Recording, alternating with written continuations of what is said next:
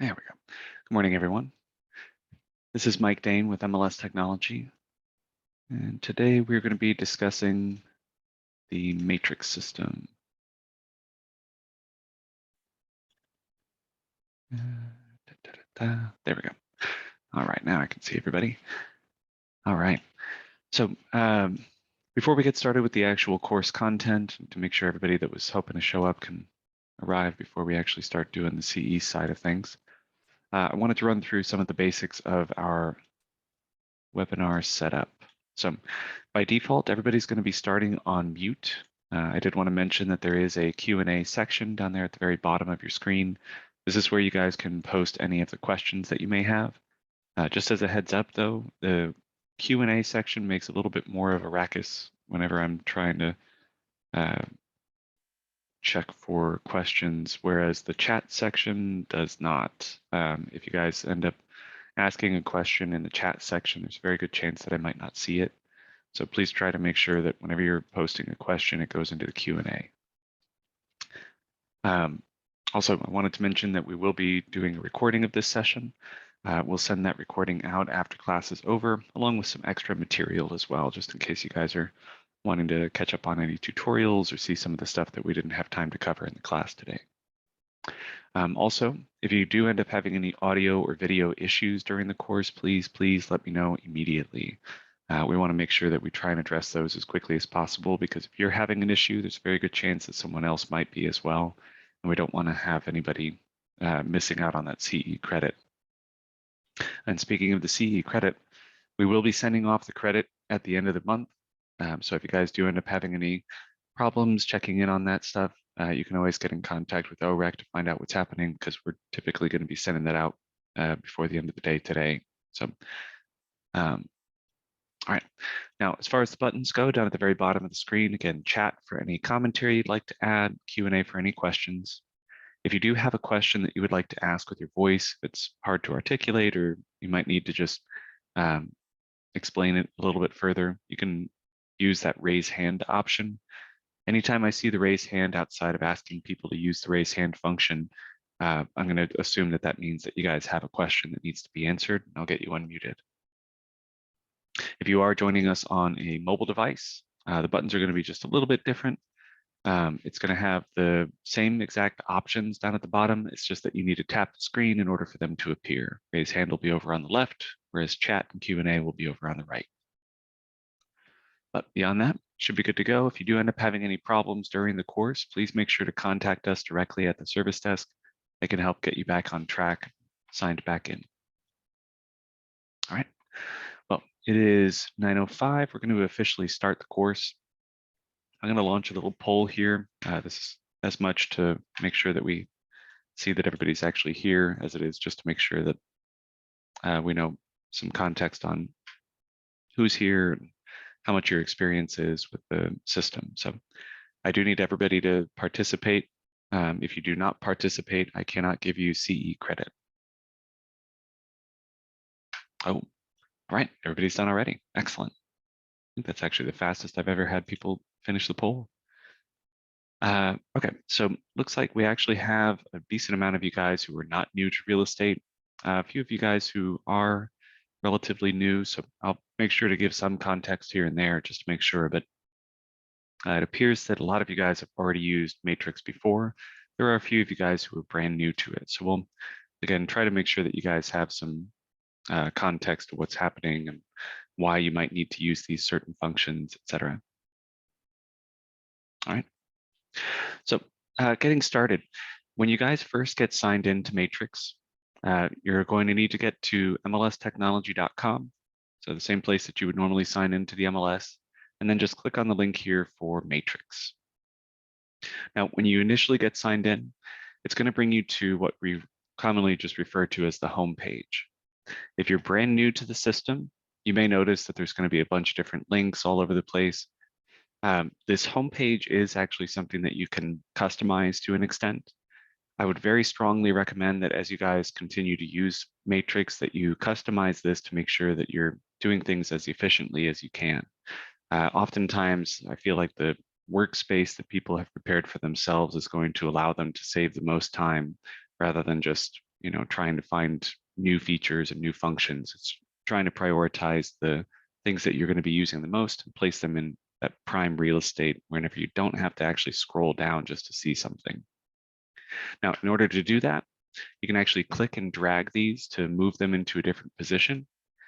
You also have the option, if there's something that you maybe want to continue to visit later, but you don't necessarily need it to take up the screen real estate right now, I can just click on that little collapse icon. It's just that little arrow that minimizes it. If you do decide that there's something on this page that maybe you don't want, so for instance, I don't need the Matrix Learning Lab anymore, so I'm just going to click that little X.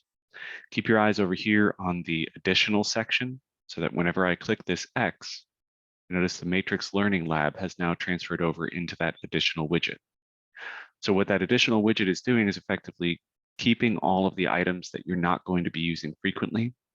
And then if there's something that you decide later, oh, you know what, actually this carts option was pretty helpful to me, I can just click and drag it the same way that I would if I was trying to move it around on the screen. Now I can move this, readjust this, put it into a better position until everything is in the position that I'd like. And I can even collapse my additional widget so that it takes up less space there as well. So make sure that you guys have customized this to what you're going to be needing. I usually recommend to people that you leave my listings, my favorite searches, the hot sheets, and the market watch up. The external links does have some utility, especially if you're an admin. But the main one that I would recommend that everybody leaves, no matter what you guys are doing in our system, is going to be this search function up at the top right. And then the news and alerts section, you may notice, actually cannot be moved. This is actually just permanently affixed up there. The news and alerts, just as a heads up, is actually going to be showing you guys where or when it is that you have a listing that's going to be expiring. It's also going to be where you guys can see if there's any listings that might have an anticipated closing date in the near future. It's just kind of an all-purpose notification system. Now, you may notice as well that we actually do have some commentary that's been added in there. All of you guys should have the same information showing up here. There's going to be a mention about the disclosures. This is something that we posted last year. We want to make sure that people aren't getting fines for not uploading the required disclosures. And then as of last Monday, or I guess 2 Mondays ago now, we updated the public remarks to be 2,000 characters. And there's a little bit of a blurb on here about how to actually get the information all onto one page. And then we also have the offer manager system that's going to be coming out soon. There's a training on that in the near future. But let's jump back over here to the search function. So again, this is one of the only things on here that everything else on here can move, can adjust, can be collapsed, closed, whatever, but the search function should stay there always. Now, the reason why I'm so fond of the search function is that it actually allows you guys to put in just the basic elements of an address and run with that to find the listing that you're interested in. So in my case, if I was actually interested in trying to find a listing that somebody had just rattled off the address to me real quick, I can just type in the house number, so 33200, and then the street name.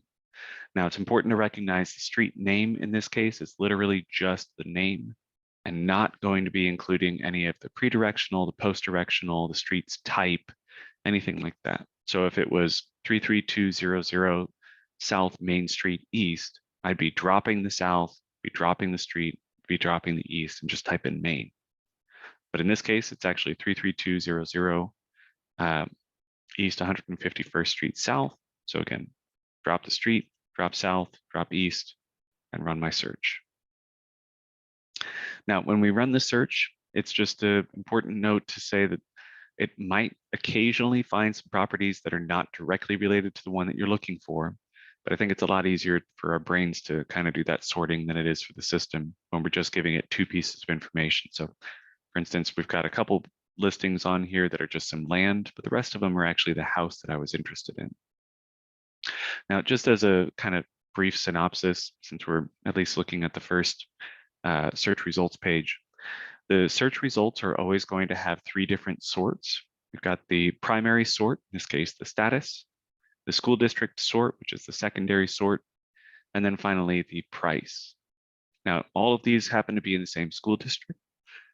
So we'll notice the status is being primarily sorted over here to the right, or left, excuse me. And then over here on the right-hand side, we see the price. This is going to be largest to, or smallest to largest, excuse me. So we start off here with the smallest closed price all the way up to the largest, smallest expired price all the way up to the largest, and then finally, again, smallest to largest. Now, we can adjust these as well just by clicking on the headers, and we'll be messing with that a little bit more later. But another note is going to be our MLS numbers. Now, we've had the digital versions of the MLS since 1992. And one of the trends that we decided on after 2000 was we were going to include or after we digitized them, excuse me, we were going to include the year that listing was entered as part of the MLS's number. So at the beginning of each MLS, there's going to be 2 digits that are indicating the year that that particular listing was entered. But you may notice that there's a bunch of these listings that actually have 7-digit numbers. And then there's 2 on this page that actually have a 6-digit number. So if you guys happen upon a listing that happens to be entered, in this case, we've got 14 years ago and 15 years ago, we can actually click on those MLS numbers and see that that was entered in 2008. So what they did is they just got rid of the preceding 0. So since there wasn't a 1 or a 2 in front of it, they just dropped it entirely. And we have the simplified number up here. But we're going to be taking a lot more in-depth look at the search and the search results a little bit later. So I'll leave some of those for in a bit from now. Now, before we actually get into any of the search functions and start sending listings off to our clients and finding properties for comparables, et cetera, we want to make sure that we've got our profile up to date. So if you guys happen to be taking notes, or at least have a little to-do list of things that you might want to check in on after the class is over, this is the first and most important thing I think all of you guys should visit. Head on up to the top right corner where you guys have your name. In my case, I have a team, so there's a working as. Otherwise, you might see just hello and then your first name. Click on that little arrow to the right, and then click on settings. From settings, you're going to see a bunch of little options here. There's one that we might get a chance to visit a little bit later, but primarily visit this My Information. So again, click on the drop down up at the top right, go to settings, and then go to My Information. In the My Information section, we're going to see a lot of the information that had already been imported over from our membership data. Now, the membership data is actually going to be what's used to send all of the information out to all of our different systems. So if you notice that there's something incorrect in this particular page, that means that that information is going to be incorrect everywhere else that information has gone. So always make sure that if you guys see that there's something wrong on this page, that you get in contact with us. There's an option when you guys call into us that allows you to get over to our membership team and just let them know that there's something that you need to have updated.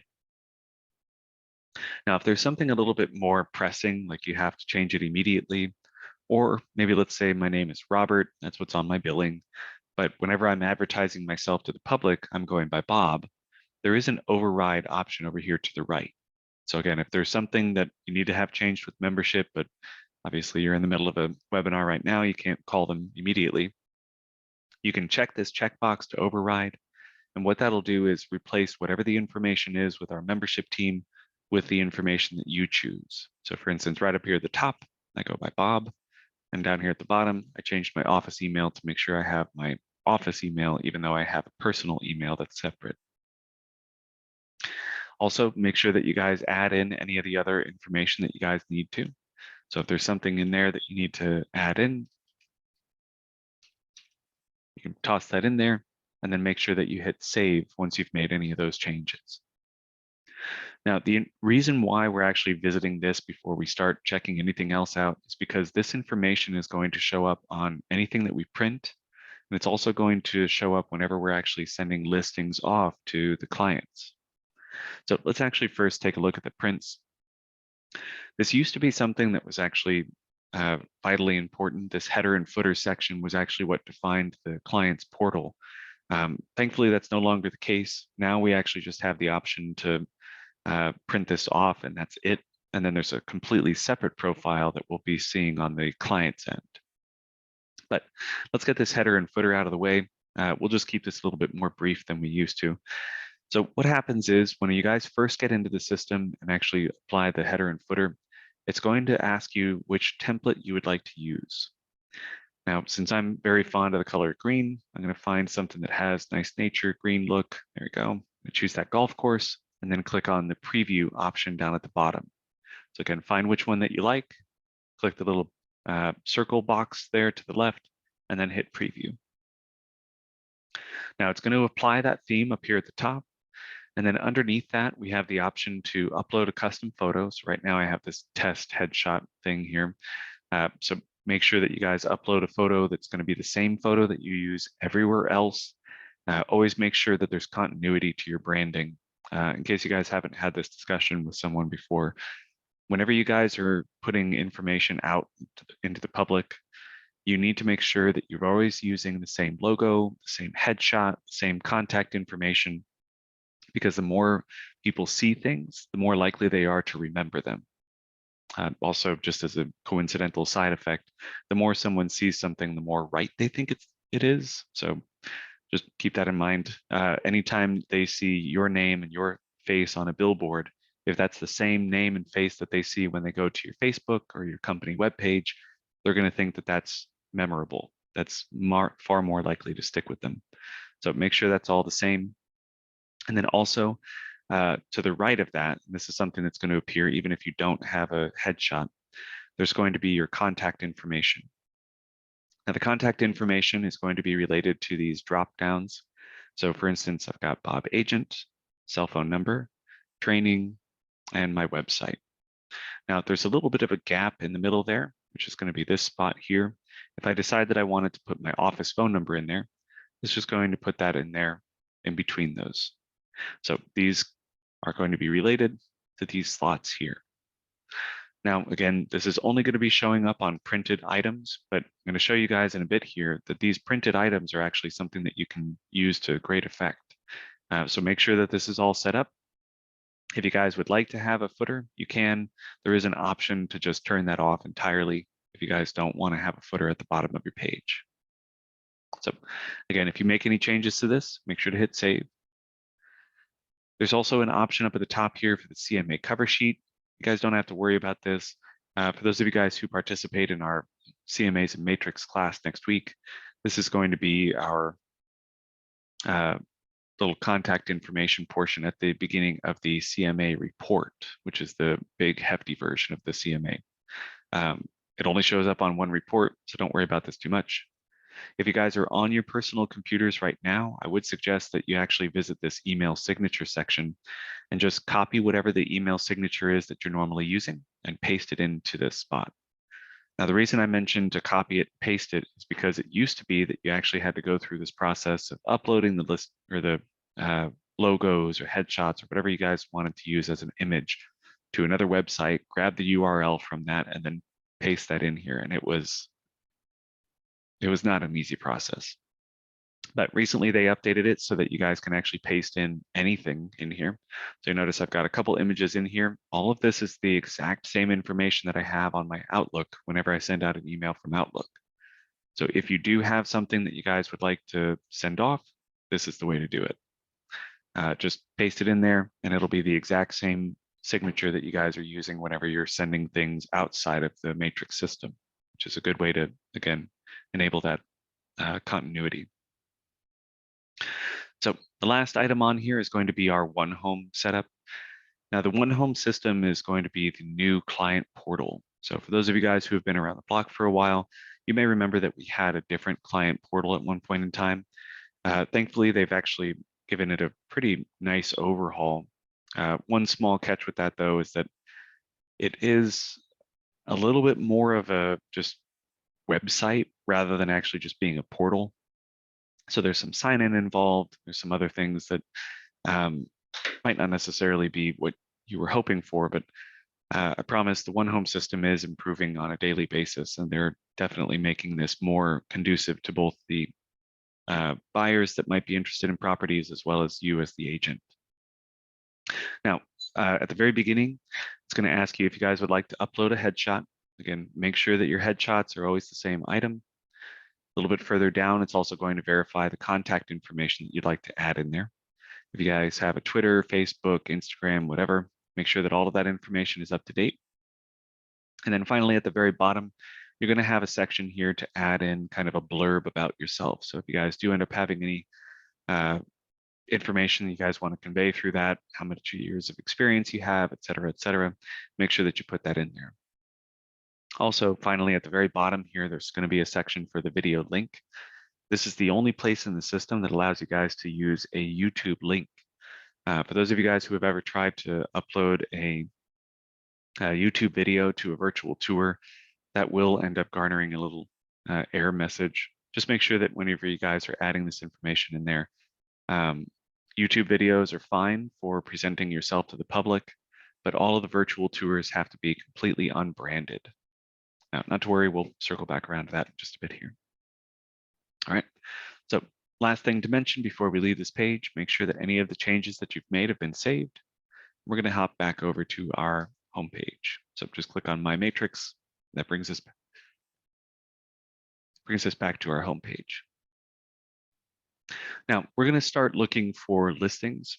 And I wanted to mention, there's going to be a couple video tutorials that I'm going to be sending you guys that are going to be directly related to the hot sheets and market watch.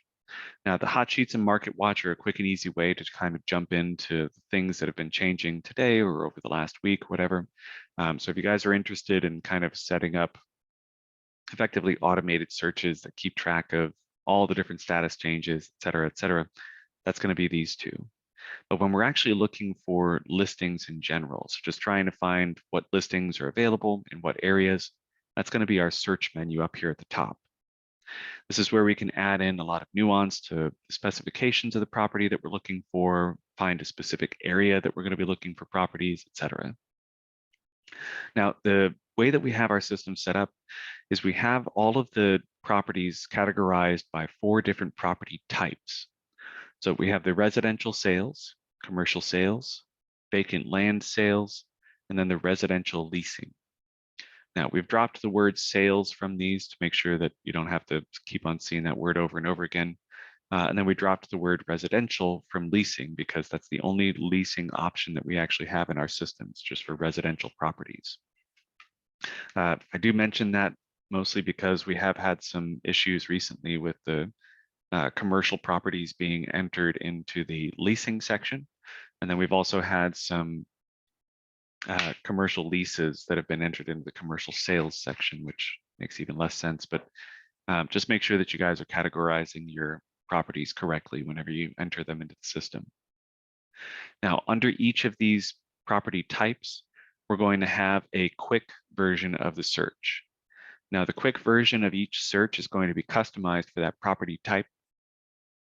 So for instance, here in the quick residential search, I see that all of this is primarily focused on residential properties, how many bedrooms, how many bathrooms, what the property subtypes are all going to be defined by this residential type.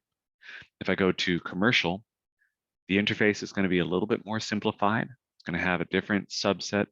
It's going to have a different set of attributes that you guys can search for.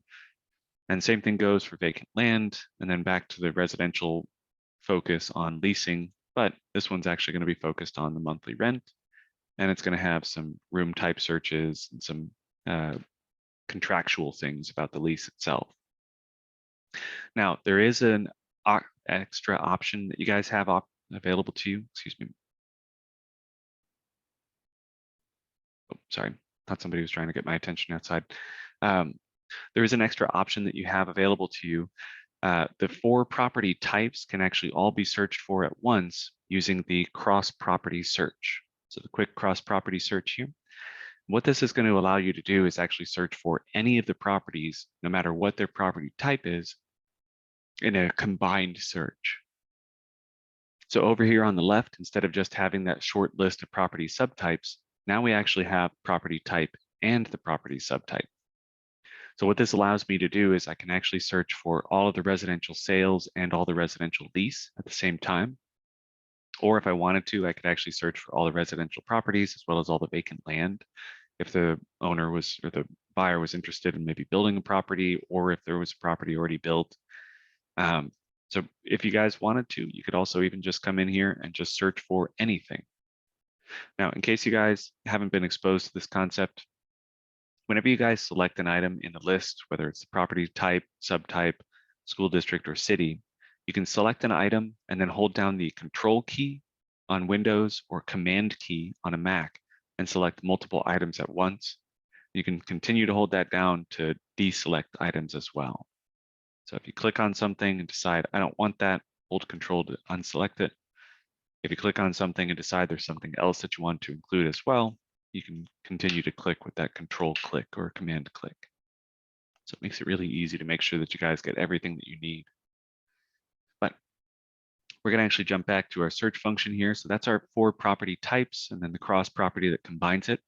We also now have a public records search. Now, this was added a couple years ago. What this is going to allow you guys to do is actually search the tax record information that normally would only be viewable in Realist, but they've actually imported all that information over so that you guys can search for it within Matrix without actually having to leave Realist. So on here, we have some of the basic same elements that you guys would have if you go to Realist. You also have the option to search for 5 separate properties at the same time, or even just run a map search. Recent trick that we just learned was if you guys are looking for foreclosure properties, there is an option to search for foreclosures. But if you guys actually go to this foreclosure stage indicated, jump back here, you can jump into all of the different foreclosure statuses. I just did control click on those and then check the active status. So currently we have 117 listings that are some kind of foreclosure that are currently listed with our MLS. So there's a lot of cool different combinations. Just as a heads up, we're going to be addressing these additional fields a little bit later as well, because you can actually customize your regular search with that as well. Now, we also have, for your benefit, an agent and an office search as well.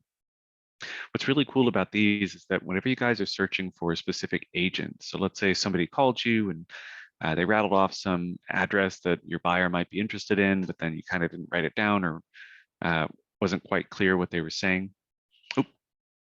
Oh, we got a question in Q&A. Where would I find duplexes for sale in Broken Arrow? That would probably be under the residential quick search. In fact, actually, I'll use that as an example in just a minute here. That's a good idea. So I'll leave that question open for you. But when you guys go into this agent search, this is a quick and easy way to actually track down any of the agents that you might have spoken to or get contact information for somebody that you interacted with. What this allows us to do is actually just do even just a basic search. So like if you don't know if it was Mike or Michael, you can just type in the last name or a portion of the last name and then their first initial. And when I go to my results, I can see the individual, click on their member number, and then you can actually go directly into their active listings.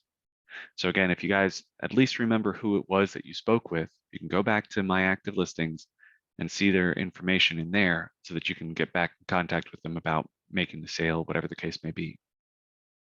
Now, this also works when you guys are doing the office search. So for instance, if we were searching for a specific office,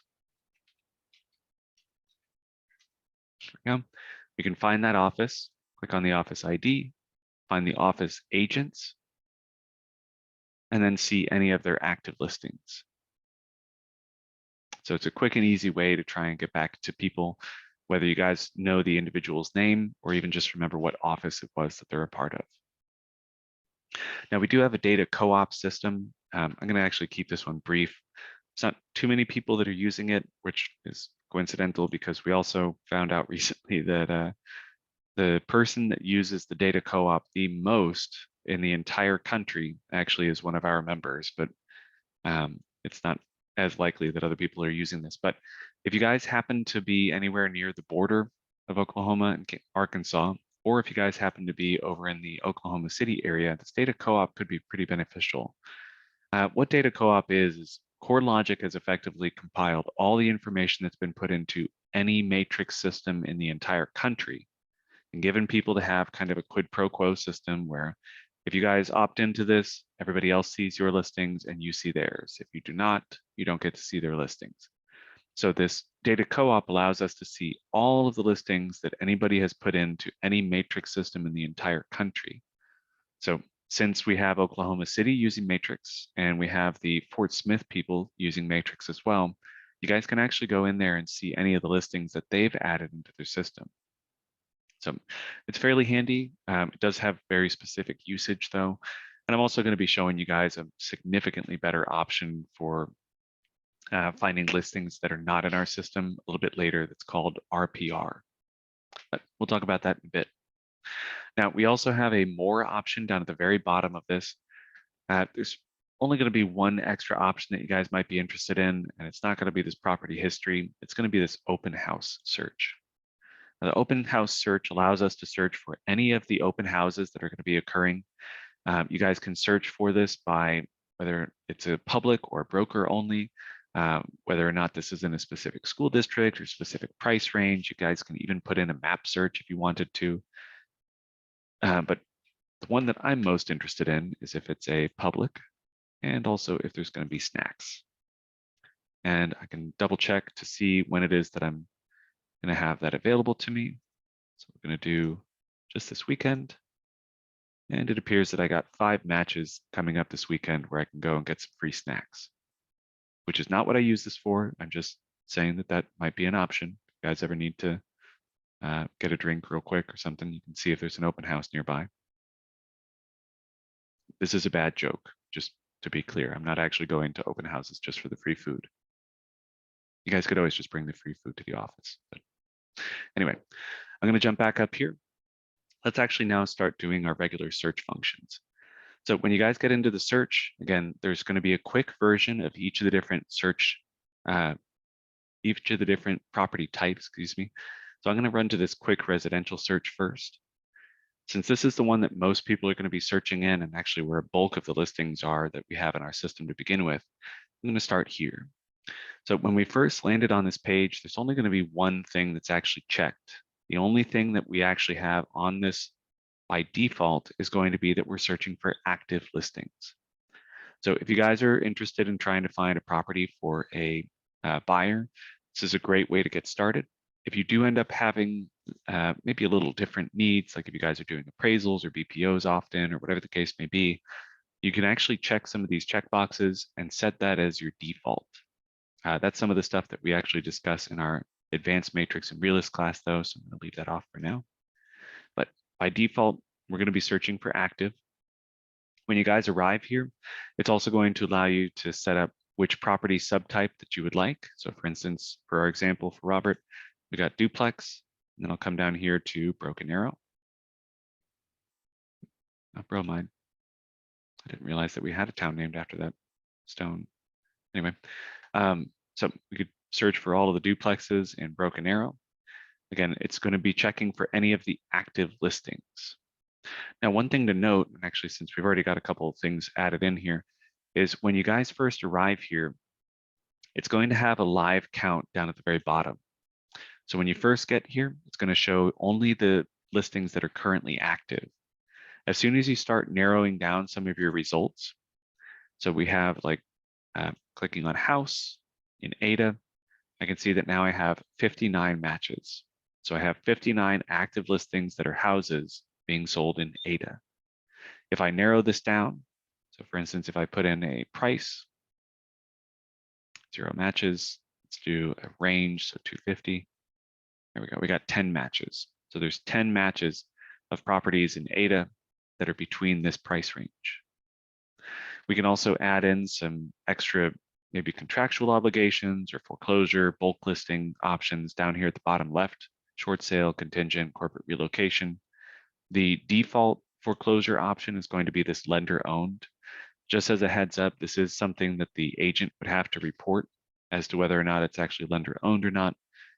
So if you guys are looking for things that are in foreclosure, that public record search is going to be a little bit more reliable than trusting that the agent has actually entered the information correctly. But we also have a section here for multiple parcels, which is the bulk listings.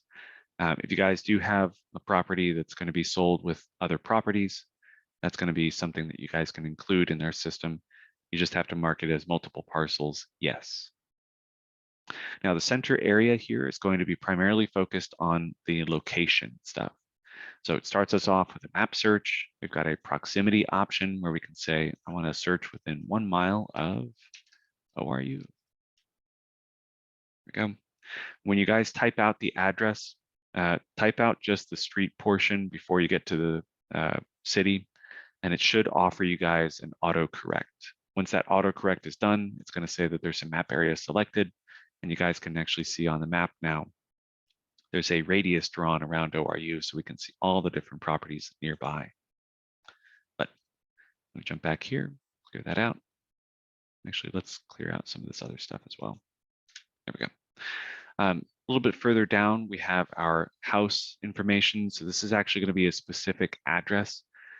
You can add up to 10 different addresses on here at a time. So if you guys are interested in actually searching on an address by address basis rather than specifically looking in a school district or city like that, you can put those on there. Now, we also have a section there for the school district, city, county, and zip code. Each of these is just going to be a matter of just entering the information in here, either by text. So I could type in Bixby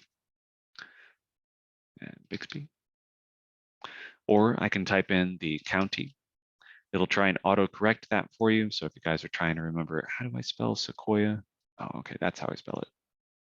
And then you can also put in the zip code as well.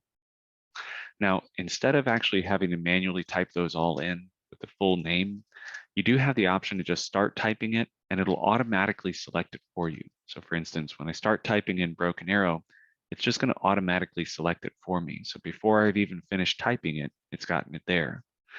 Just as a heads up though, if there are multiple entries that start the same way, so like Ada and Adair, you may end up needing to actually finish this off. So like if I was trying to actually get to Broken Bow, I'm going to actually have to fully type it in there.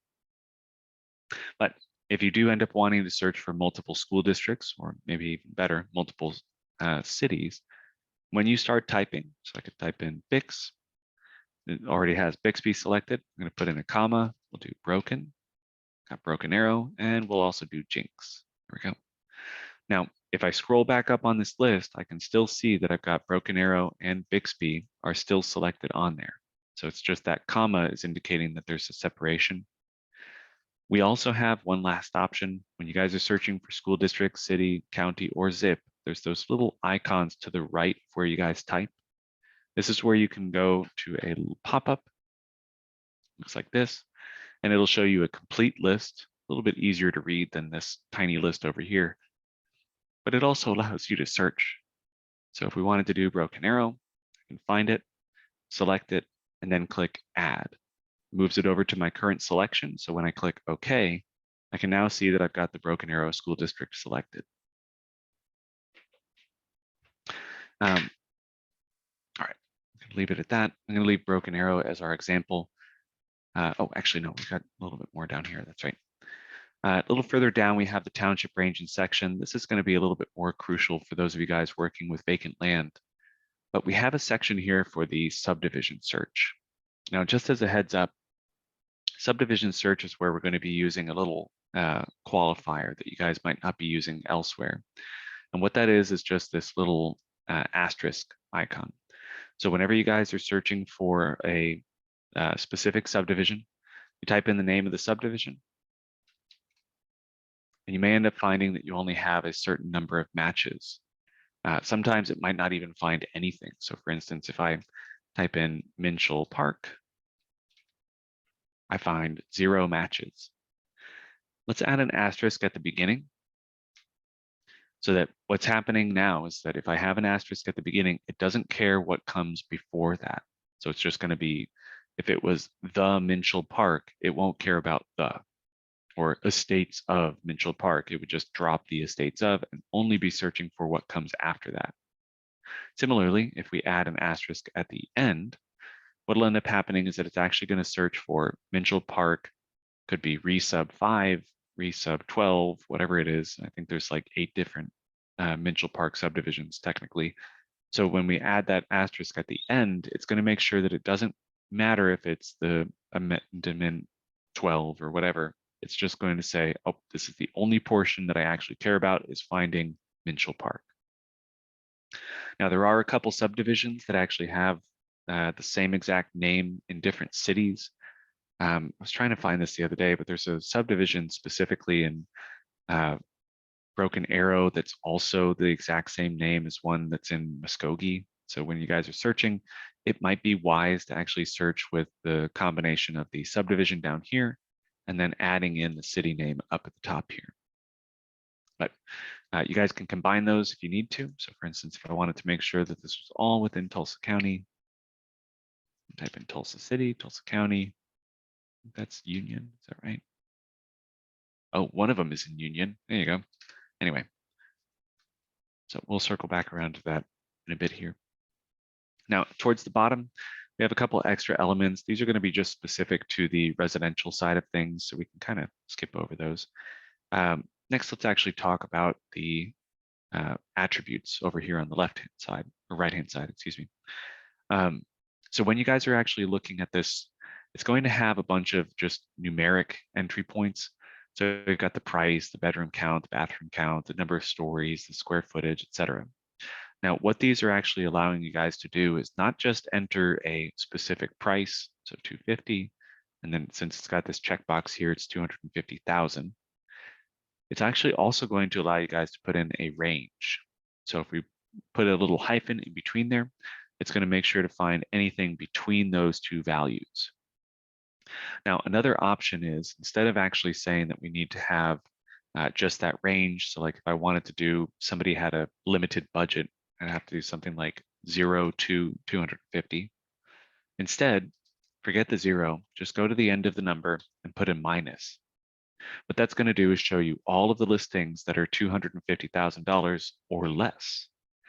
And the same is going to be true if you guys have somebody, you finally get that white whale, and you're looking for somebody with $1 million house. $1 billion house, that'd be wonderful. What a commission. You finally get that white whale, you get the $1 million house.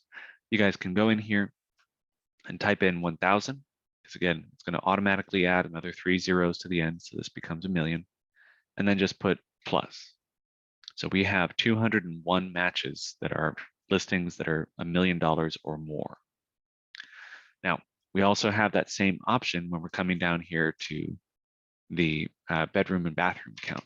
So I'm going to add in a price up there, and we're going to do 4 or more bedrooms, 4 or more bathrooms. And I'm going to say that I actually want, of those total bathrooms, I need to have 2 or more full baths. And then let's also do 2 or more half baths as well. So in our system at the moment, with just these specifications that I've added, I currently see 5 matches. Now, because I don't have anything added into the area, when I go to my map, I might notice that these are all over the place. We've got some in Bartlesville. What is this? Delacroix. And down here, oh, I don't know what that little junction there. McAllister. Oh, I should have actually known that one. And Roth. I don't know where that is. All right. So head back to my criteria. Now let's talk about our square footage. So just as a heads up, the square footage actually allows you guys to add a comma in there so that you can add in separate elements. Now, an important note about how we actually allow listings to be entered into our system is that we actually only allow the square footage to be sourced from 3 different sources. So when you guys are entering a listing into our system, you can use either the courthouse records, so the tax record information, if that's correct. You can use an appraisal, as long as you have the paperwork for it. That's an important note. Every once in a while, we'll have people that enter in a number and they're like, well, that's what the owner told me the appraisal said. No, we have to make sure that every listing that we have in the system has the source material available to us. And then finally, you guys also have, for those of you working with new construction, you can add in the building permit information as well.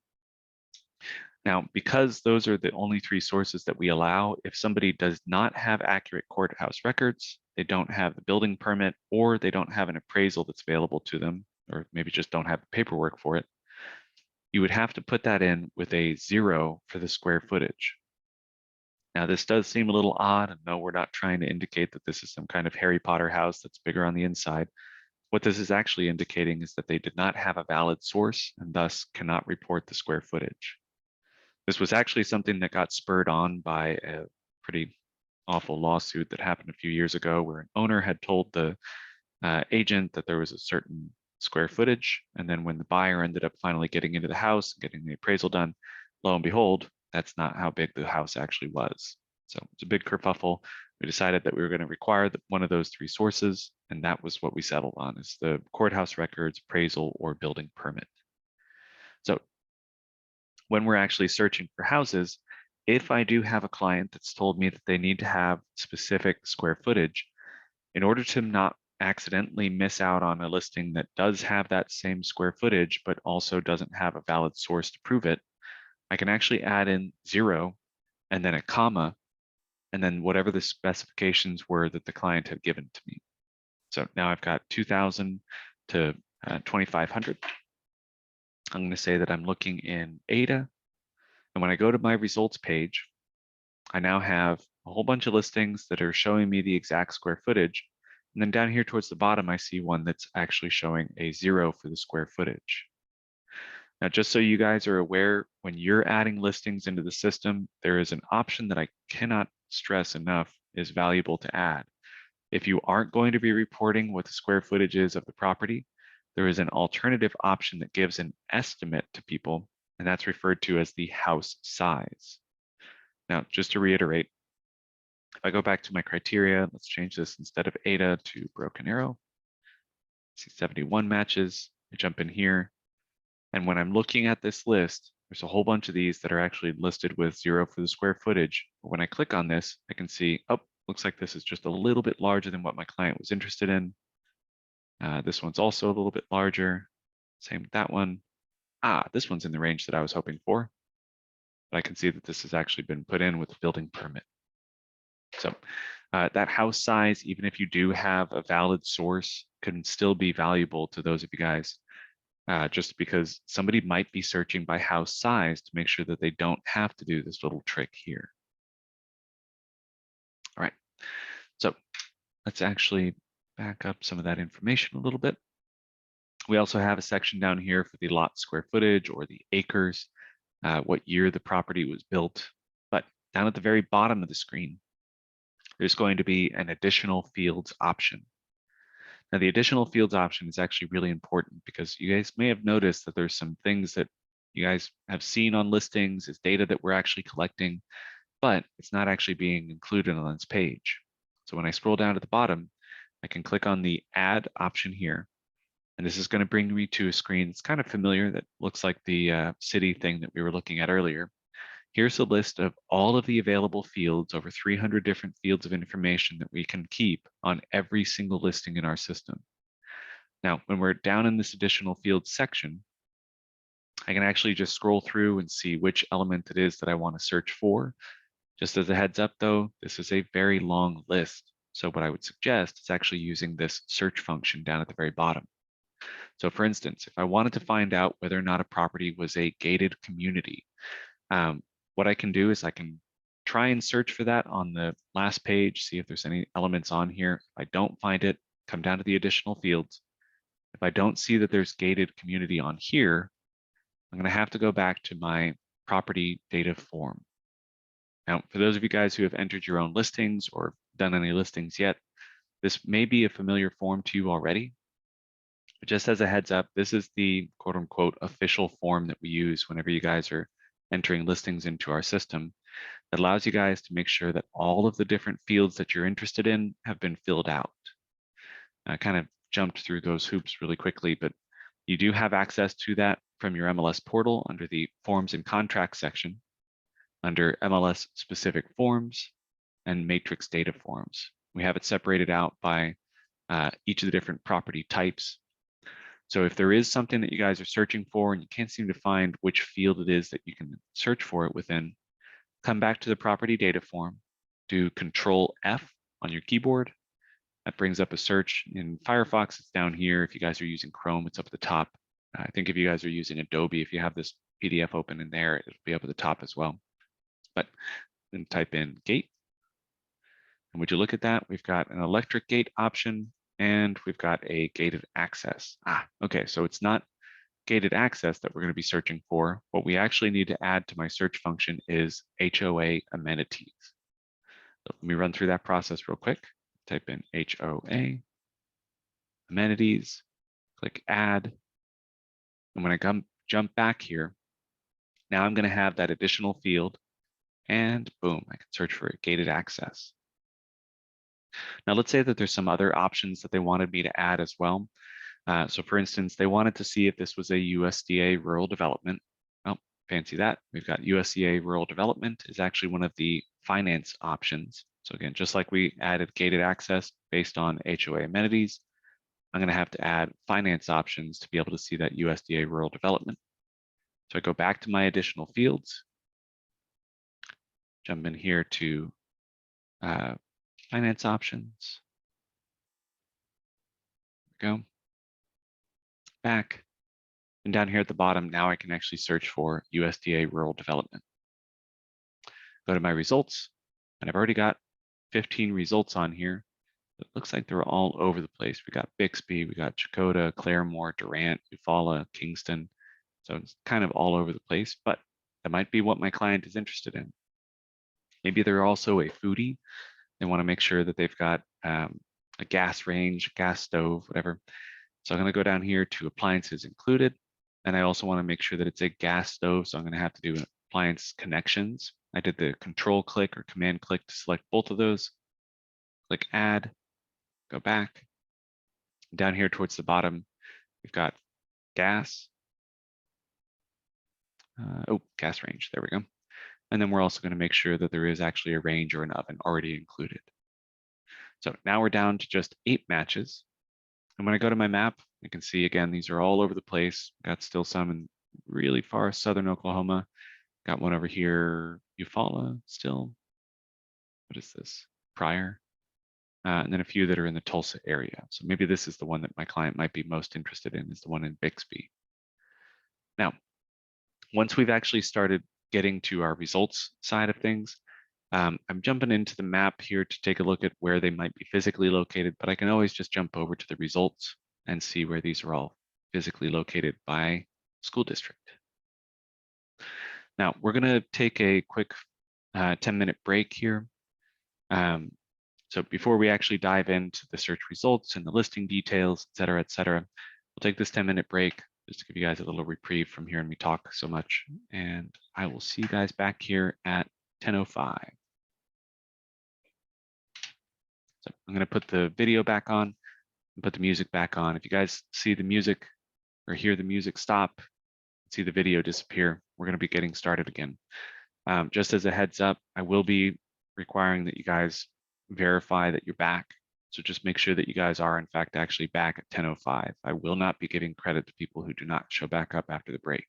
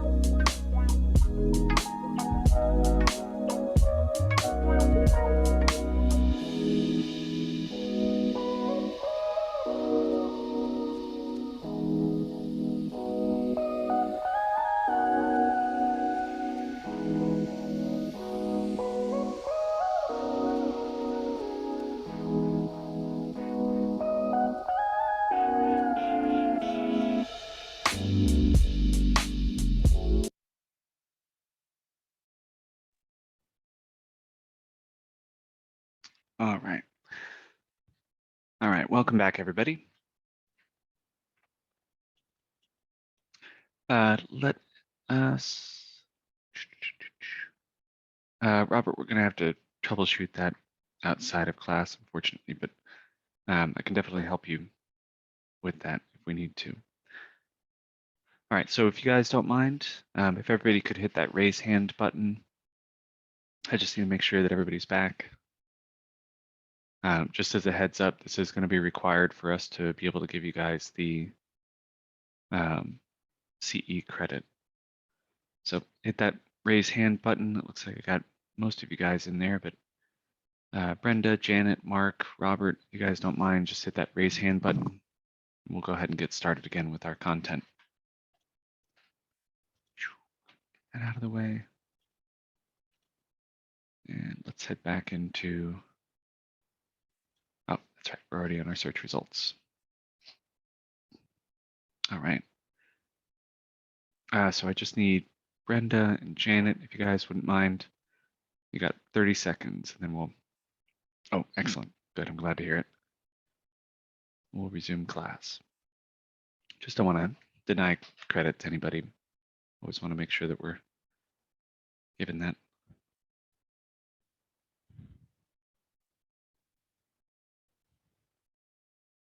Brenda, Janet, if you guys are there, I need you guys to hit that raise hand button. Oh, thank you, Janet.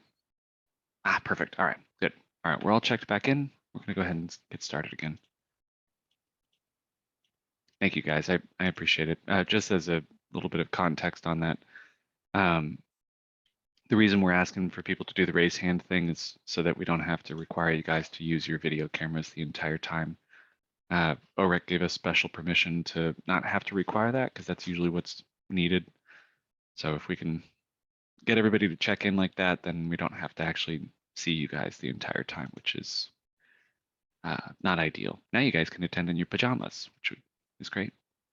Anyway, so let's get started again. We're looking at our search results. So we've gone through, we've added in just a couple pieces of information that we're going to be using. And then I've gone to my results page. Just as a reminder, we have everything being sorted at the moment by status as the primary sort. We've got the school district as the secondary sort, and then the price, which is the tertiary sort. Now, the only thing that we're actually going to be seeing sorted by price right now is going to be these 4 listings here. We've got 2 in Durant, 2 in Owasso, the 2 in Durant, and then the 2 in Owasso. So over here on the left-hand side, we've got our MLS number. If we actually want to see the listings details, we're going to have to click on the MLS number. Once we've clicked on the MLS number, it's going to bring us to a page where we can see the basic details about the house up here at the top, some general information, a little bit of a photo slideshow kind of situation. Just as a reminder, this is not a violation in this case. Just to point this out, this is perfectly fine. The primary photo for every listing in our system, if you upload a photo to begin with, it has to be the front exterior of the house or the, what was the terminology? Actually, hold on. Because we changed some of the verbiage on this recently. It's just a aerial shot, I think is all it says.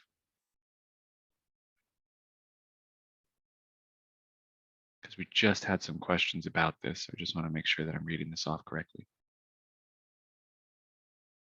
Yeah, primary photo must be an aerial view of the property or the front exterior view of the primary structure. Yeah, so in this case, this is perfectly fine.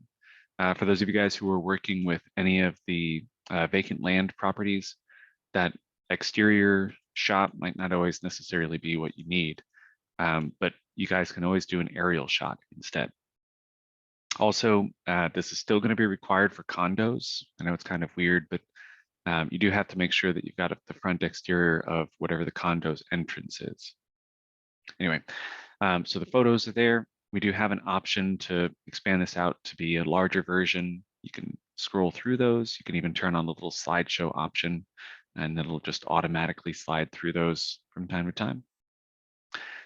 Also wanted to point out that we have some icons that are going to be underneath the screen. We're going to circle back around to those in just a bit here.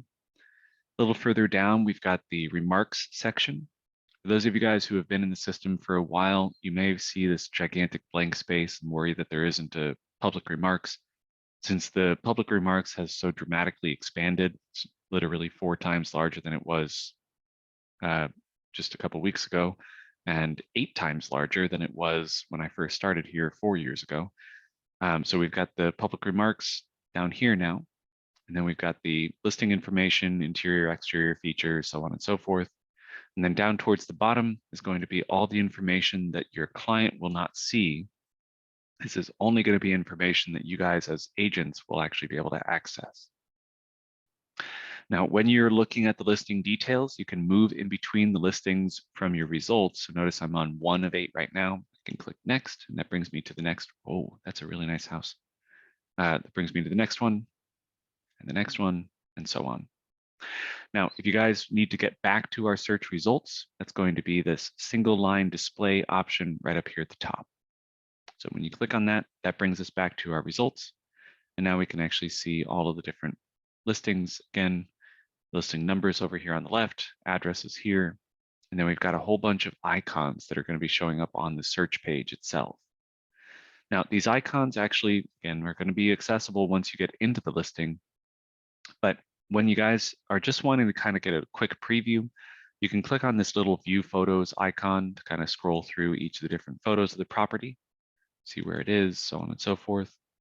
You can even get to the thumbnail view. So if you wanted to find out what a specific portion of the house looked like, so what does the kitchen look like? What does the bathroom look like, et cetera, et cetera. We also have the option to view the map.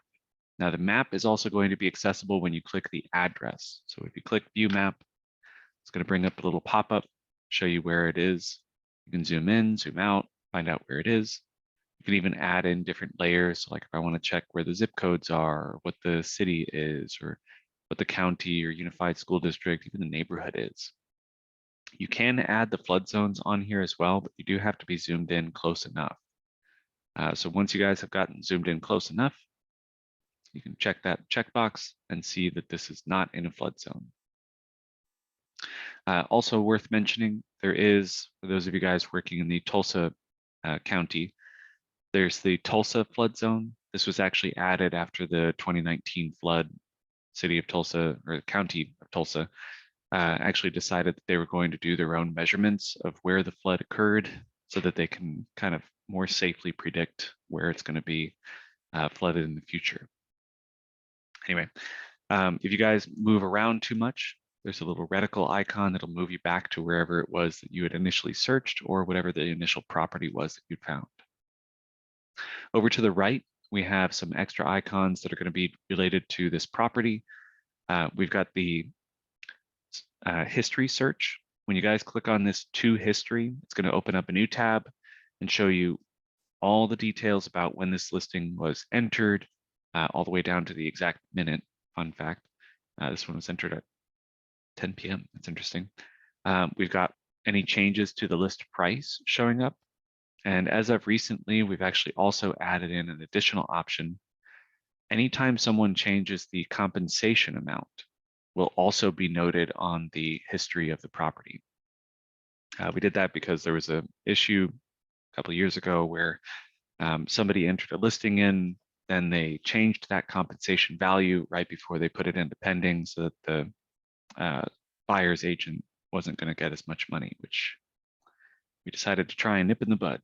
So we also have another icon over here to the right. It's going to be start a transaction. What ends up happening is that when you click on this button, it's going to import all the information it can from this listing. Now, for those of you who have not used Transaction Desk, we do have a Transaction Desk webinar coming up here in a couple of weeks. I can't recommend it enough. It's a piece of software that comes with your membership. So it could be very beneficial to you guys if you wanted to kind of learn what it can do.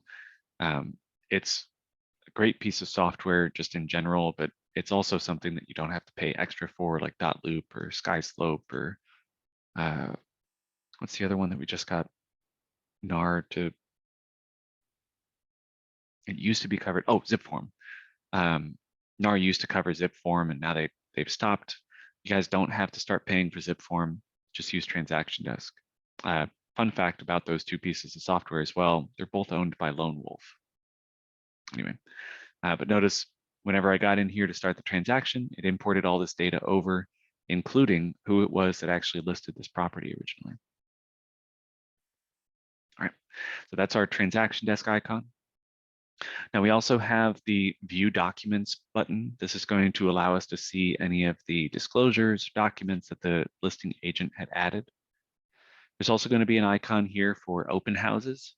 If there is an open house on a property in the future, you guys can click on that, see some basic details about it, click on the MLS number here, and it'll show you the remainder of the details, including whether or not there's refreshments, which does not appear there will be. So I guess I'm not going to be taking a trip to Owasso this weekend. Anyway, so next we have our virtual tour icon. This is actually going to be just a little film reel. Let me make this a little larger so we can see it better. This little film reel option is going to be the virtual tour button. Now the virtual tours can be a variety of different things. Sometimes you might find that it's just going to be a slideshow of some kind. Other times it might be something like a video virtual tour. Just make sure that if you guys ever upload a video, it has to be the unbranded version. Let me mute that. It has to be the unbranded version. So we do not allow any branded versions of videos. So you can't put in your company name, your contact information, your name, your contact information. None of that information can be added. It all has to be kept completely unbranded. Right. Then we also have, is any of these? No, that's a bummer. I was really hoping one of them had the virtual dollhouse, that Matterport thing. Anyway, next icon over is going to be our RPR system. Now, RPR is actually a tool that's been given to you guys by the National Association of Realtors. If you have not had any experience with RPR yet, I cannot stress enough how incredibly valuable this can be. RPR is by far one of the best tools that you guys have as real estate agents. So this is a tool that's been provided to you just whenever you guys paid your member dues to NAR. And what it allows you guys to do is actually see all of the information that RPR could find about this particular property.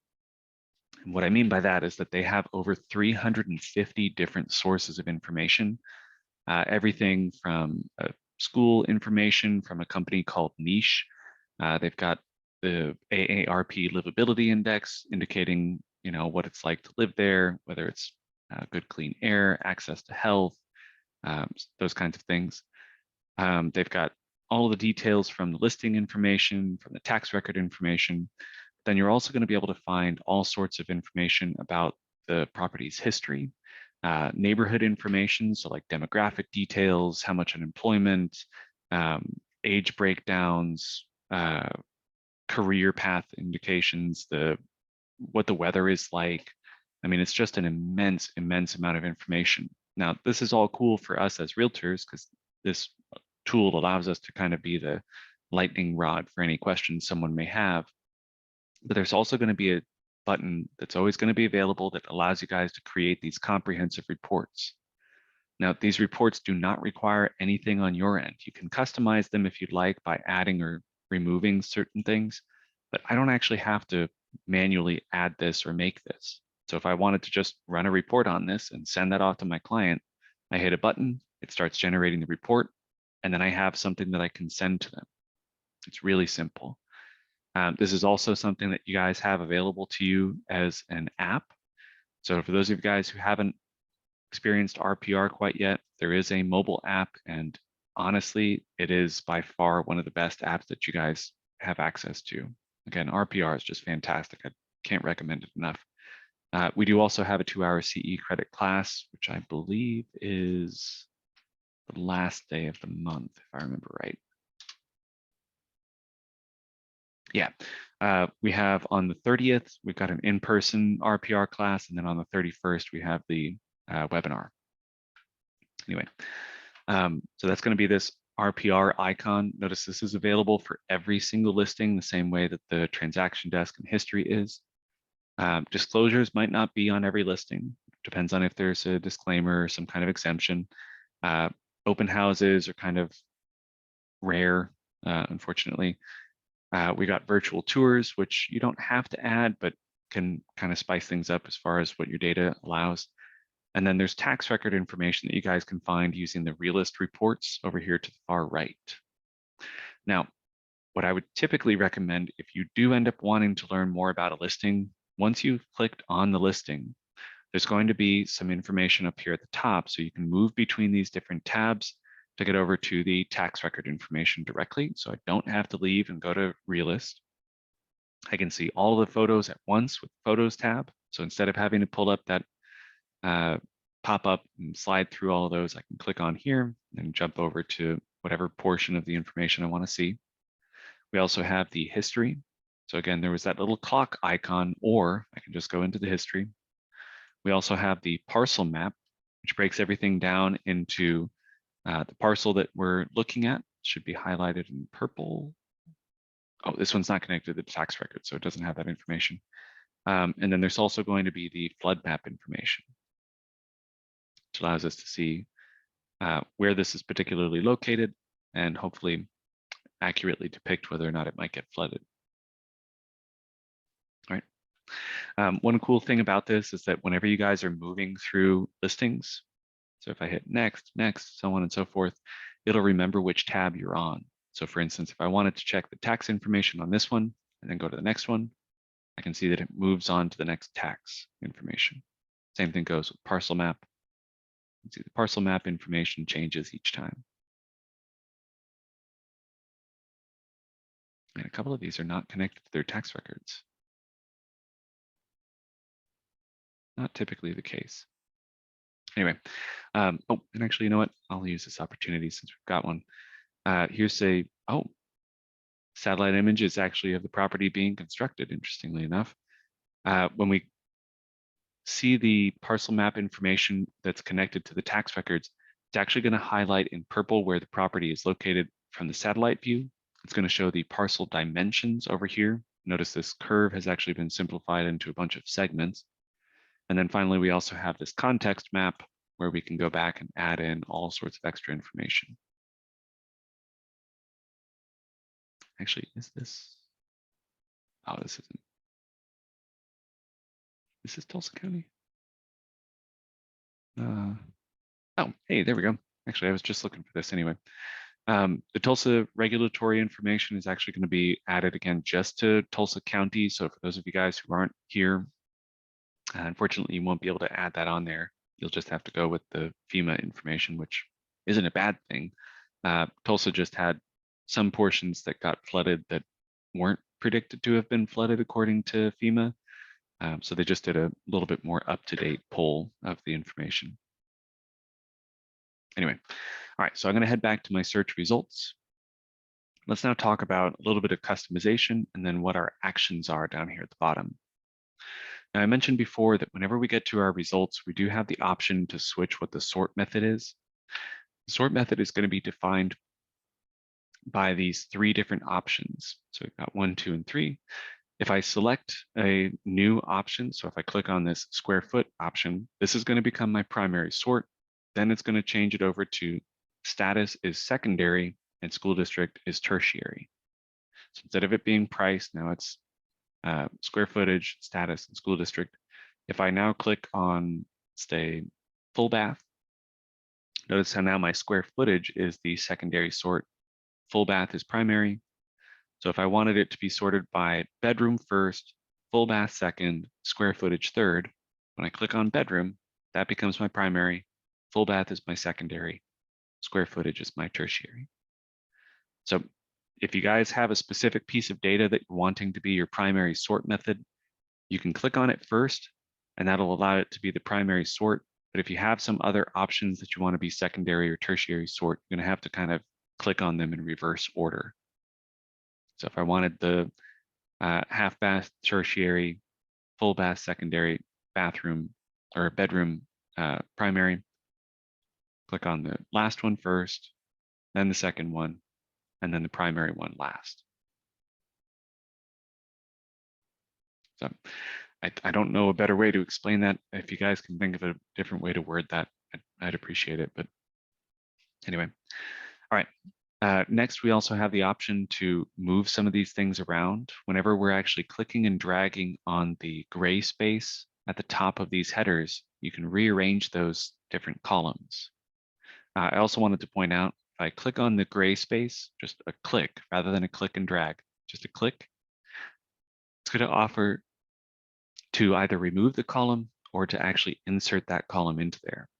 So if I insert, this is going to present me with that massive, massive list of all the different fields that you guys have access to in Matrix.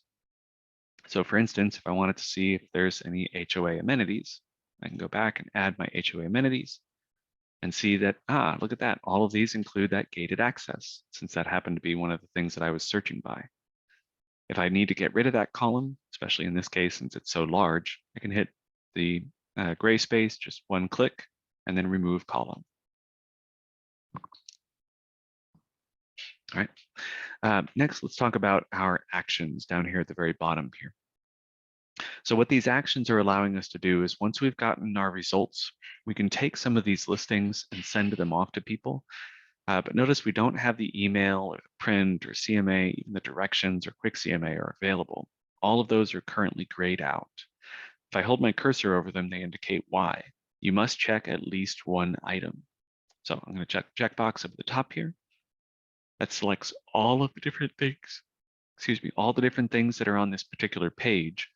But just as a heads up, this is not going to select all of the items that you've ever that you've gotten on your search results. So there is a separate option up here at the top to either choose all, none, or just this page. So if you do end up in a situation where you guys are hoping to get everything all at once, this one's going to be working even if you guys have multiple pages worth of information.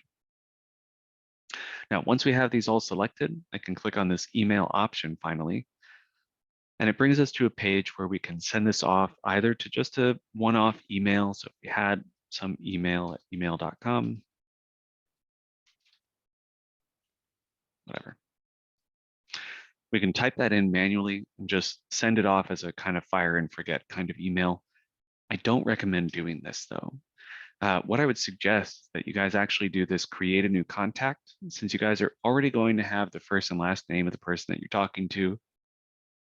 And if you're trying to email them, you're already going to have their email as well. You can actually just add all of that information in here. There we go. And just save that information for them. Now, one important note about why it is that I recommend this, when you guys are actually adding this information into the system, it's effectively creating a profile for them.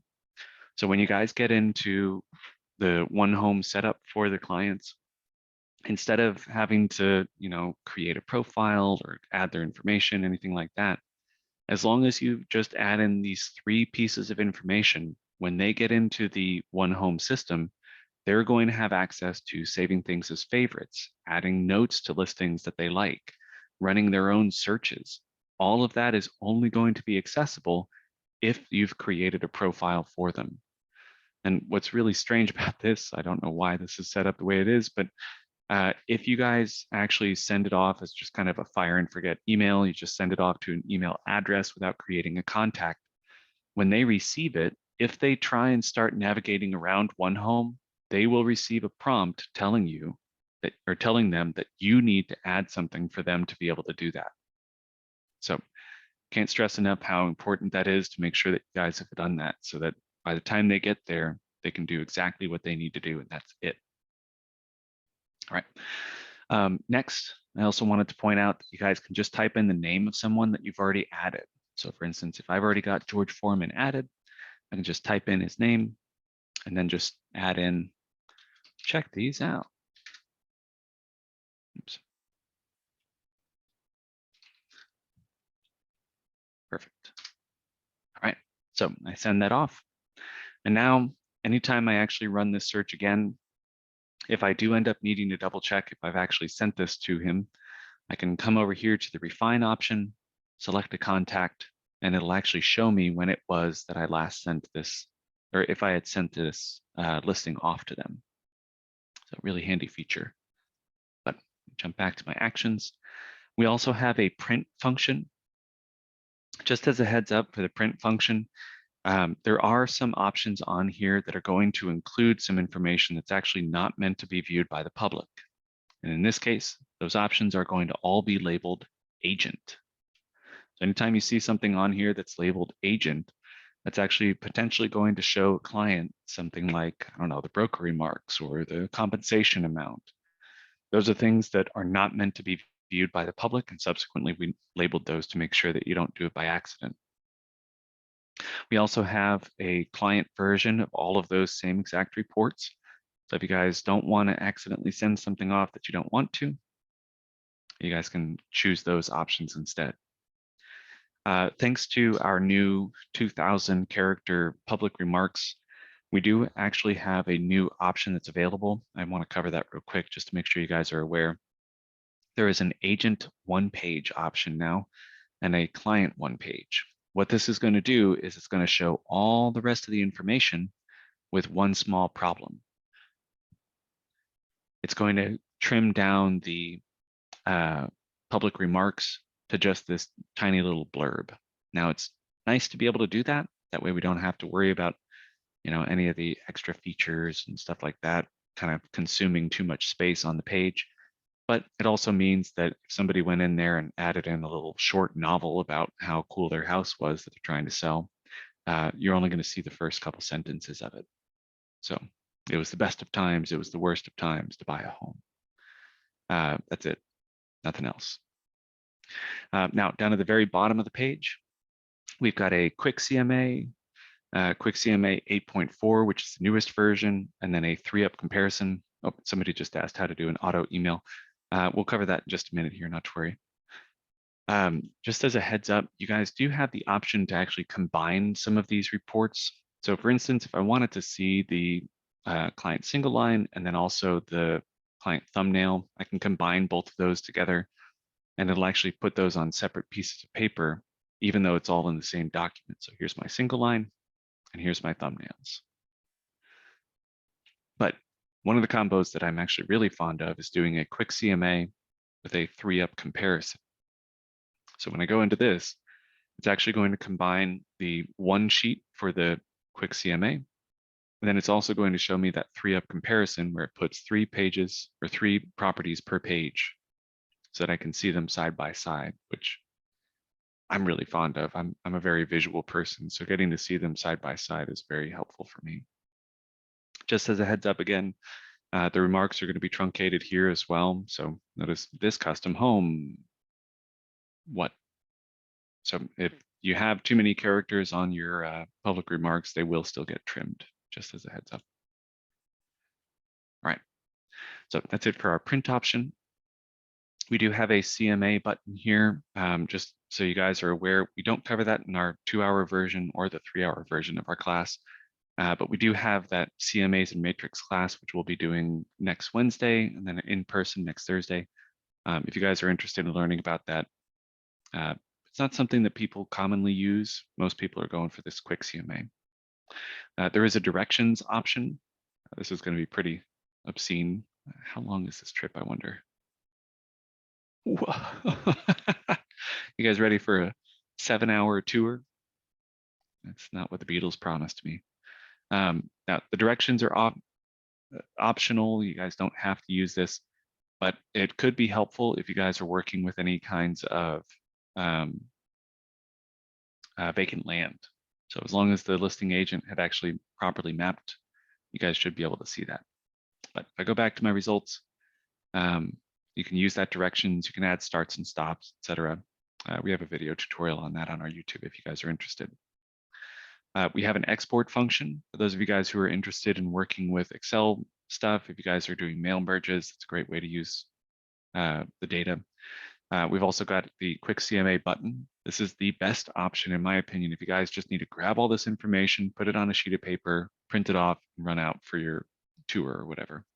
Click on quick CMA, it creates a PDF, and you're done. Easy peasy.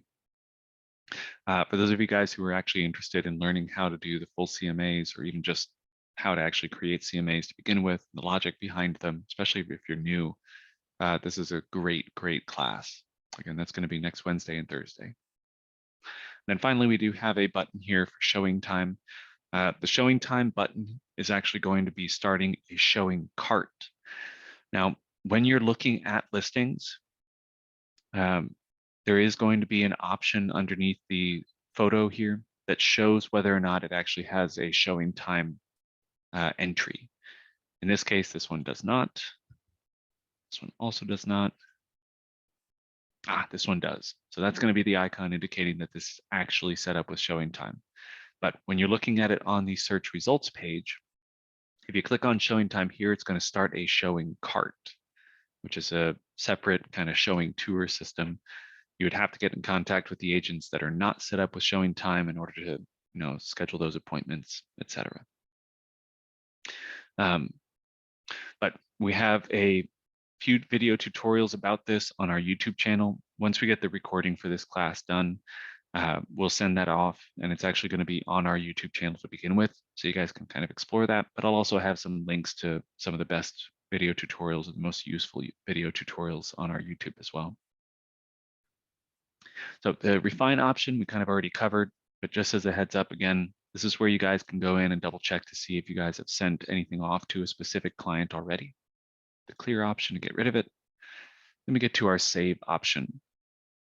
Now, if this is a search that I'm going to be very commonly coming back to, like if this is something that either a client had frequently wanted, or if there was some, like this is my stomping grounds and I want to keep on running this search over and over again, there is a new saved search option here.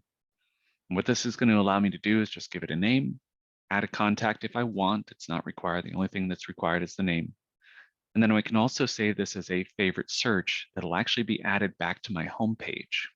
Now, on the homepage, we do have the my favorite searches. You can see that I've already got a bunch on here. We actually just increased how many you can have. I think it's now up to 15, I think. Used to be 10. Anyway, you guys can jump back into those searches. But if you do end up needing to jump back to a search that you had conducted recently, even if you did not save it, you can always click on this recent searches button up at the top right and jump back into any of the searches that you'd run. It keeps track of up to 30 different searches or the last 7 days worth of information. So whichever one caps out first, that's what you're going to be stuck with. I also wanted to mention as well the new auto email function. I think somebody had just asked about this as well. The new auto email is actually going to take all of the search criteria that you had initially set up and turn that into an automated search. Now, the automated search does have to be connected to a specific contact. You do have to give it a specific name. But what'll end up happening is that once you guys get this initial email, this welcome email that you can change the text on right here, sent off to the client, if they click on that and agree to the terms, they will start receiving the updates whenever something happens to fall in line with the search criteria that you provided. So that means that if somebody adds a new listing into the system that happens to match all of the criteria, they will receive an email. Now, they're going to receive an email based on the schedule down at the very bottom. This is the last option on here. And so they will either receive it within 15 minutes of it initially being added into the system. And as we saw on that one listing earlier, sometimes people are adding stuff at like 10 o'clock at night. So, they might get a really late email, but if that's what they're wanting, that's what they'll be getting. They also have the daily option. Just as an example of how wild the market is right now, we did have somebody call in and complain because initially they had set this up so that it was going to be on a daily schedule, but lo and behold, the client got their email on a Monday and was like, hey, you mentioned that there was a new listing that was added that I was hoping to take a look at. And of course, by the time the client got the email, it had already been put into pending because the emails got sent off at 8 a.m. or the PM one is 6 p.m. It had actually gone pending in between when the last email was sent and when the next email was sent. So for now, while the market's being wild, I would strongly suggest using that ASAP option, especially so that your clients don't miss out on any of the good stuff. Anyway, once you guys are done with all of this, hit save. They'll receive that initial email. If they do not click into the initial email. So they have to actually accept the terms for the auto email function. If they have not clicked in and accepted that, they will not be receiving that email. So just make sure that your clients understand what exactly is going to be happening with that. Maybe communicate to them otherwise and let them know. We're going to circle back around to this auto email functionality in a bit here when we talk about our clients. But before we do any of that, I'm going to go back here and let's actually start a brand new search. This time we're actually going to be using the map to run the search. In just a moment, my allergies are really bothering.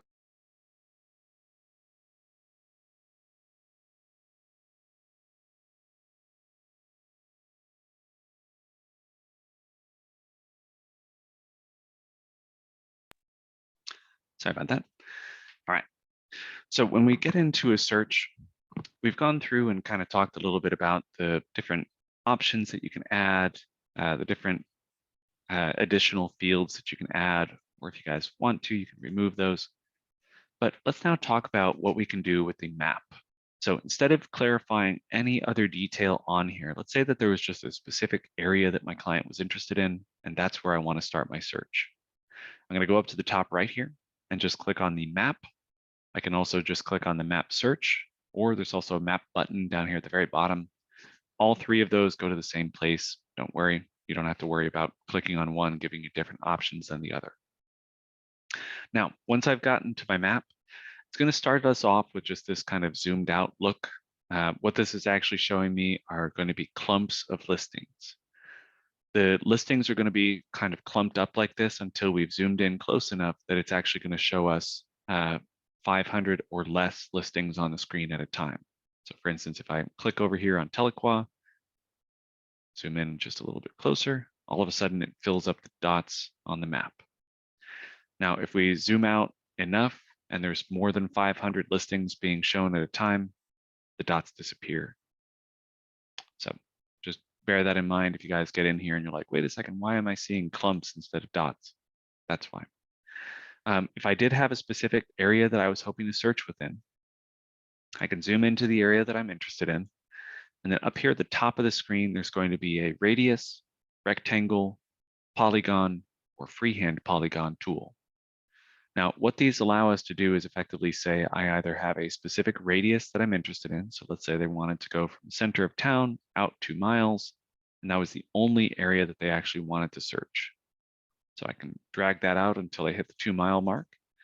And notice what this did is it got rid of all of the other dots on the map. No clumps, no extra dots. The only things that I'm actually going to be seeing on my search results page are going to be these 27 listings that are within this shape. Now, we do have the option to move around the radius one. So if I just click and drag from the red dot, it'll change where that's positioned. If I want to change the radius itself, I can click on the edge of the radius and drag that out a little bit further. So we can adjust that until we get it to the right position. And then we also have the option to delete that shape if we hold our cursor over the red dot, or if we click on this clear all shapes option. Now, there's also a rectangle tool. Rectangle tool is going to work pretty much the same way, except instead of it being from the center, this is actually just going to go from corner to corner. It's just a diagonal rectangle shape. There we go. Again, you can adjust this by clicking on the edges of things. And then there's also the option if you guys want to do a polygon. It's been separated out into 2 different versions. We've got the freehand, which is pretty cut and dry, click and drag. Wherever you drag is where the shape is going to be. But the draw polygon tool is actually the one that I'm most fond of. The way I like to explain this is that this is actually just like a conspiracy theory pin board. So I don't know if you guys have seen those conspiracy theory movies where they have the guy and he's got this cork board with the photos and the pins, and then there's all these strings attached everywhere. That's effectively what we're doing with this freehand or with the regular polygon tool, except each click is going to be a pin, and then you're effectively just drawing the string in between them by moving your cursor. Now, just to clarify, I am not dragging my cursor. I clicked once up here by West Allen Road. I'm moving my cursor, click. Notice that solidified the blue line. Now I've got that faint blue line again. click, click, click, click, and I move back to the very initial point, and I'm done. So now I've got this little custom shape. So I'm not doing the radius or the rectangle, which included some results I didn't want. Now I've just got this shape. Now, interestingly enough, we can make adjustments to this. This is going to be a little different than the rectangle or the radius tool. If we click on a corner, we can adjust where that corner is located. So this is literally just picking up the pin that's attached to the string and dropping it where we want. If I click on the line, so not on a corner, but on the open space of a line, that actually adds another pin. So we can adjust that a little further, grab a corner down here at the bottom, adjust that a little bit, and so on, until we finally got everything into the position that we would like it to be. All right. So once we've actually drawn this on there, if I need to go back and actually say, all right, look, I want to do 200,000 or more, it's going to narrow down my results, but only within the shape that I've drawn on there.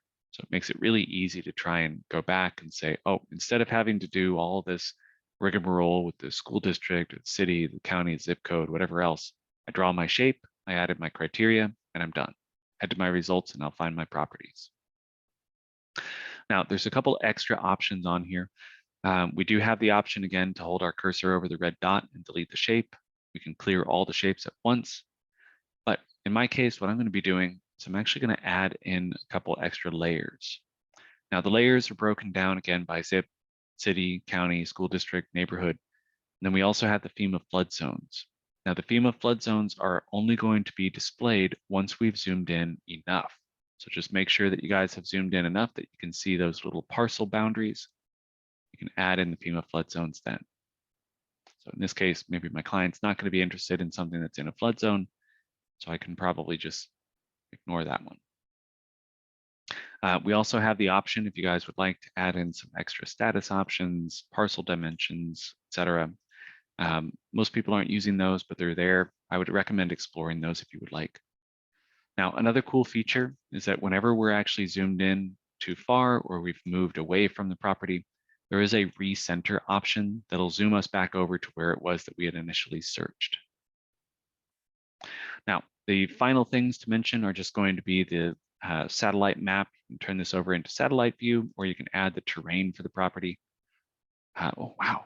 Would you look at that? I actually found the one place in Oklahoma where there's actually terrain. Nice. The satellite view also gives us an extra option. So instead of it being the terrain, if you guys are zoomed in on the satellite view, you can turn on or off the labels. So if you guys wanted to see what the names of the roads were, etc., you can turn those on or off. All right. So that's it for our map search. And we talked about the actions at the bottom. Okay, perfect. Yeah, we're on task. So the last thing that we needed to talk about was actually going to be our contacts. Now, we've mentioned a couple times already how we can send things off by email. We've talked about the One Home portal where you guys want to make sure that your profile is up to date. Now let's actually talk about how to interact with those clients that we've created. So I'm going to head up to the top left here where we've got my matrix, and I'm going to hop down to contacts. Now in the contacts section, we're actually going to see all of the different contacts that we've created. And if I scroll over here, we can see the saved searches that we've created for them, any auto emails that we've initiated with them, any carts listing notes that they've added, any favorites that they've favorited, and anything that I sent them that they did not actually like, so they discards. Now, when we're looking at this information, there's also a dashboard that's going to be for each specific client. That's going to be when you click on their name. So if I click on a specific individual's name, who's my example again? Oh, here we go. Click on the client's name. It's going to show you just some basic information about them. And then over here to the right, we can see whether they're pre-approved, if they've got any reverse prospecting. And then we also see any of the favorites they've saved, discards they've saved, or any of the notes that they've added to listings. Now, this is all going to be interaction that they've had within the One Home system. There's also going to be access to any of the auto emails that I've created for them. You can see any of those auto emails, what the status is, any of the results. So like if they got an auto email and they're like, hey, I really want to see more about this particular listing. And you're like, oh, okay, I need to go find that. What's the address? You did a search, you can't seem to find it. Go to this auto email function. You guys can see anything that you guys had sent to them. We also have the carts option. If you guys create any carts for people, I'm going to be including a video tutorial about the carts. I don't see people using this too often, but it does have some utility. We also have the CMAs. So if you guys have created any of the full CMA reports, you guys can jump back into those if need be. We also have any of the sent emails. Now, an important note about this, the sent emails are actually showing you everything that you guys have sent recently to this client. So if you had sent a whole bunch of emails to someone and you wanted to jump back in and they were like, oh, you sent this thing to me a couple weeks ago and I can't find the listing anymore, we can always jump back in and check to see what the listing's status is. So if these were just sent yesterday, but let's say that this was a long time ago, when I jump back into these listings, even if the listing is pending, sold, released, withdrawn, whatever the case may be, I will still be able to find it, even if the client no longer has access to it. Then finally, we also have the searches that I've created and the searches that they've created. Now, the searches that I've created are going to work kind of like the way the auto emails work. So I'm going to take this opportunity to kind of show this. So when we're looking at an auto email or the searches that we've created, it's going to show us the settings, the criteria that we used, and then we can also jump into the results. So if we had a search that we'd created for this individual, but we didn't have it saved to our homepage, I can jump into their contact information, jump into their search, and see all of the results for that particular property search. And then we mentioned earlier that there's that refine option, which allows us to see any of the emails that we had sent off to the clients. This is where we can go back and actually check to see when it was that we last sent something to them. So in this case, it looks like I sent a couple of these already, but I did not send all of them. So maybe I needed to jump back in here, grab a couple of those, jump into my email, and send that off. There we go. So now I've got a couple that were sent yesterday and the ones that were sent today. Now, there's also an option, which I think not a lot of people are actually currently using. If you do have an auto, or if you do have a search that you guys have created in here, you can go into the settings. You can save this as a favorite, rename it. But if you guys wanted to, what you can do is actually head to the results, jump back into that save option, and then actually turn this into a new auto email. So I can just turn around, save this as an auto email, give it a subject, and send it off. We're all set. Now, one of the fun things about this is that once you guys have actually sent an auto email off, it's going to actually show that all of those were emailed to the client because this is all going to be grouped together in that welcome email.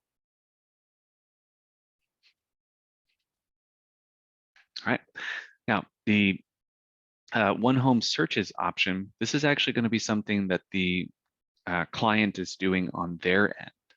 So I know that sometimes this is something that clients are going to be telling you one set of criteria that they're searching for, and then when they're actually searching on their end, they're searching for a different set of criteria. If you do have a client that's doing that, this is where you guys can find out what they're searching by. So if they have something that they're searching on their end that they're not communicating to you, this is where you guys can see that information. Now, finally, we have our reverse prospecting option. This is going to be directly related to that auto email function. So what happens is that whenever somebody gets set up for an auto email, so like right now I've got an auto email set up for them. The status on this one is that they have not yet clicked on it. But the reverse prospecting will kick in as soon as they initiate that. And if anybody's listings have been sent off to my client, the listing agent for that listing will actually see that I have a client that might potentially be interested in their property. Now, the reason we have this set up this way is because If the client is going through and actually asking for an auto email that includes all of this information in here, what that's indicating is that they may have some interest in that property. So this is a great way to kind of targetedly, a great way to, target the people that are actually searching for your property for their clients. Now, I do want to clarify that the reverse prospecting function is only an agent-to-agent communication.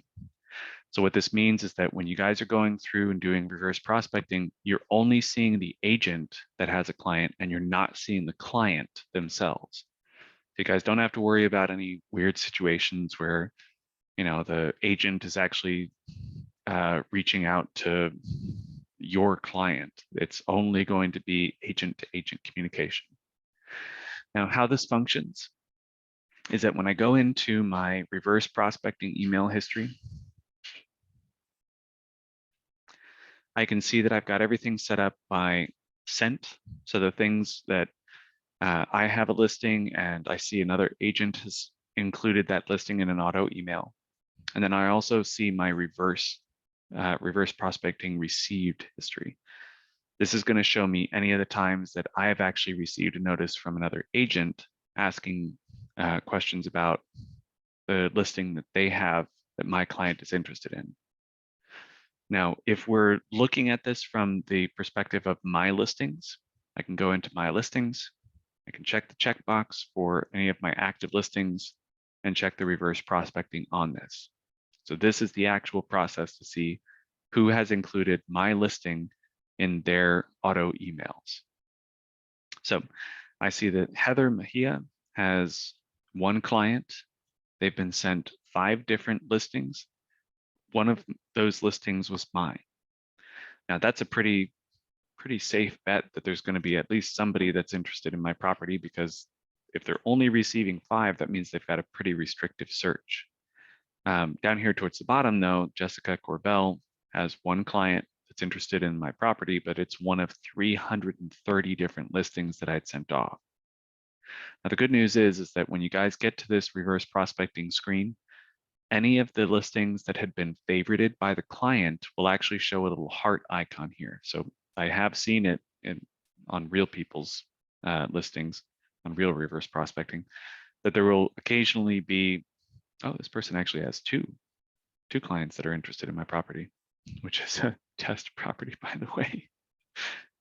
I feel bad sometimes, but I did actually have an agent get in contact with me, and they were like, hey, I just wanted to see if you're still selling this property. And I was like, I am definitely not selling this property, but I do have a bridge in Brooklyn that might be of interest. But when you guys get to the screen, if there is something that's been hearted, I have seen it where there might have been, hundreds of listings that have been sent, but one of the listings, the listing in question, was actually the one that had gotten a heart. So don't write this off. It's a very valuable tool. Just for some context on how valuable it is, we initially started doing the reverse prospecting on August 1st of 2018. August 2nd of 2018, somebody sold a property with it. So it can be very useful. One of the video tutorials that we're going to be sending off when we send off the recording gives a little bit more in-depth information about this, a little bit more cohesive. Kind of fumbling through this a little bit, I'm sorry. But strongly recommend learning more about that, because it can be invaluable to those of you guys who have listings, and could actually be really helpful to those of you guys who don't and are searching for your clients. Anyway, that's it for our class today. I'm going to leave the session open for just a minute here so that you guys can ask any questions you may still have. But if I could get everybody to hit that raise hand button one last time, and then we'll go ahead and call it quits. Just as a reminder, I do need everybody to hit, I do need you guys to hit the raise hand button. Otherwise, I will not be able to give you credit. Oh, and everybody's hand's pretty much raised. Brenda, if you don't mind, hit that raise hand button one last time for me, and then we'll be able to call it quits. Thank you guys so much for joining us today. Again, we have showing time this afternoon. You guys can always go to the webinar.mlstechnology.com and see all of our upcoming webinars if you're interested. We are still doing in-person classes. I'm may be canceling some of those. Just it's going to depend on how safe it is. I think Tulsa County is at least doing a little bit better. I think it dipped back down below 2,000 new cases a week, but as long as it stays below 2,000, I think we'll continue to have classes. Yeah. Well, 1,600 isn't great either, but that's okay. Anyway, again, thank you guys so much for joining us today. Stay safe out there. This heat, pandemic, all that stuff. Wild market. Just a lot to worry about these days. Anyway, have a good one, everyone. Brenda, if you could hit that raise hand button before you head out, I'd appreciate it. Everybody else, you guys are free to leave. Have a good one. I'll get the CE credit sent off this afternoon. Oh, I see you, Brenda. Thank you. Awesome.